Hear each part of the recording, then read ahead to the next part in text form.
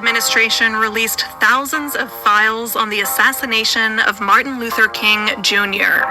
But President Trump is struggling to divert attention away from Jeffrey Epstein. That's where we're starting the 7 from the Washington Post. I'm Hannah Jewell. It's Tuesday, July 22nd. Let's get you caught up with today's 7 stories. President Donald Trump has been firing off posts on his social media network, Truth Social, even more than usual. In the past few days, he implied various Democrats are corrupt. He said he would scuttle a stadium deal if the Washington Commanders football team don't change their name back to a slur for Native Americans. And he shared some kind of random clips, like people doing tricks on motorcycles and jet skis. He also shared an AI-generated video of former President Barack Obama being arrested in the Oval Office. All of these posts seem designed to divert attention away from a controversy that Trump just can't seem to shake. That's his refusal to release the full files from the investigation into the late sex offender Jeffrey Epstein. Trump and his allies have spent 2 weeks trying unsuccessfully to tamp down outrage among his base. The administration did release some other files yesterday, and that brings us to our second story. The Trump administration released thousands of files on Dr. Martin Luther King Jr.'s assassination. That's number 2. Yesterday, the government released more than 230,000 pages of documents related to the 1968 killing of the civil rights leader. Director of National Intelligence Tulsi Gabbard announced the move. She said the files include discussion of potential leads, internal FBI memos on the progress of the case, and more. There's a lot of these files to sift through, which is exactly what my colleagues are doing right now. But an early review of the documents did not disclose any new information about the FBI's surveillance of King, or whether the Bureau had any involvement with the convicted assassin James Earl Ray. Some researchers and the King family have long claimed it did. King's children, Martin Luther King III and Bernice A. King, shared a statement yesterday. It said they object to any attacks on our father's legacy or attempts to weaponize it to spread falsehoods. They also asked people not to share any FBI surveillance of their father in the files. Number 3. An ex-police officer was sentenced in relation to the 2020 killing of Breonna Taylor. Brett Hankison was sentenced to 33 months in prison yesterday.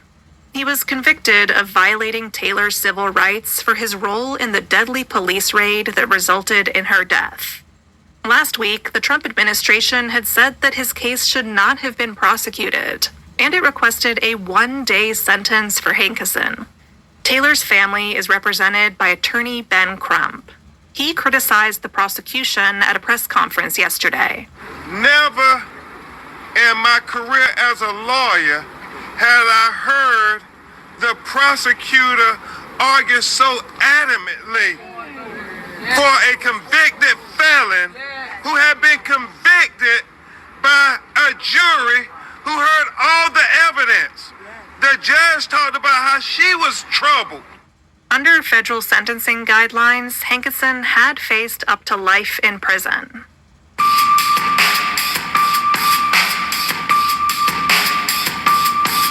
Number 4. The UN said their facilities were hit by Israeli troops in Gaza. On Sunday, Israel announced evacuation orders in Deir al-Balah. That was one of the only parts of Gaza that was not declared a combat zone. Now Israel is expanding its ground invasion there. The UN said yesterday that 2 of its guest houses and a residence for employees came under attack by Israeli troops. Following the evacuations, the UN says the majority of Gaza's 2.1 million people are now squeezed into just 12% of the territory. Meanwhile, yesterday, 29 nations, including Britain, Canada, and France, issued a joint statement calling for an immediate end to the war. The statement also condemned the killing of civilians seeking aid.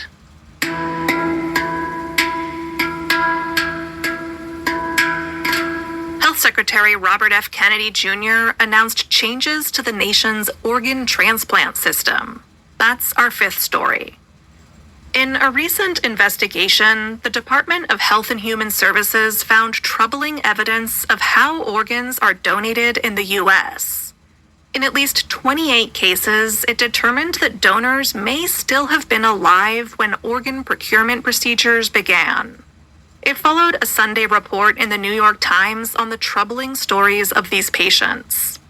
Kennedy announced that a nonprofit group that procures organs will face decertification if it fails to follow certain protocols. Later this morning, there will be a hearing in the House on safety breaches in the organ donation system. Malcolm Jamal Warner, who rose to fame on The Cosby Show, has died. That's number 6. According to the Associated Press, the 54-year-old died of an accidental drowning while on a family vacation in Costa Rica. A New Jersey native, Warner started acting when he was 9. He became a household name in the 1980s when he starred as the witty teenage son Theo Huxtable in The Cosby Show. His performance received critical acclaim, and it earned him an Emmy nomination for Best Supporting Actor in a Comedy Series in 1986. He went on to carve out a career in music, even winning a Grammy Award in 2015. Fans and friends paid tribute to Warner yesterday. Actress Angela Bassett said that her longtime friend carried the weight of cultural legacy with grace, and he always made space for others to shine.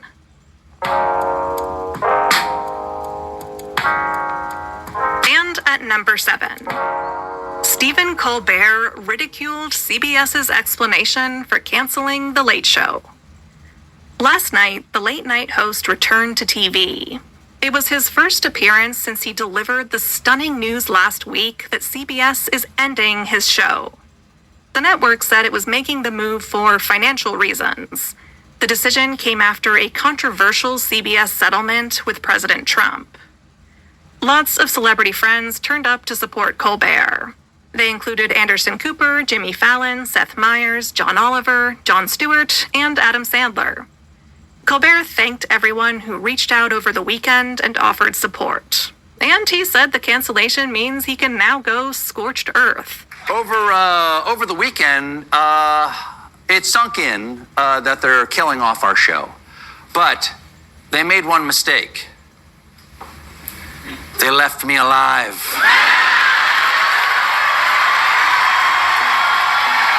The final episode will air in May.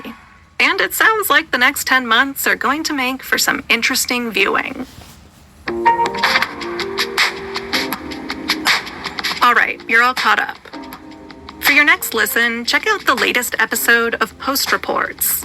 It tells the story of a Michigan man who was trying to figure out if he was really given up for adoption in South Korea as a baby, or if he was taken from his birth family. A government inquiry in South Korea found that babies were sent abroad for profit, often with falsified backstories. Find that episode of Post Reports wherever you listen to podcasts. I'm Hannah Jewell. I'll meet you back here tomorrow.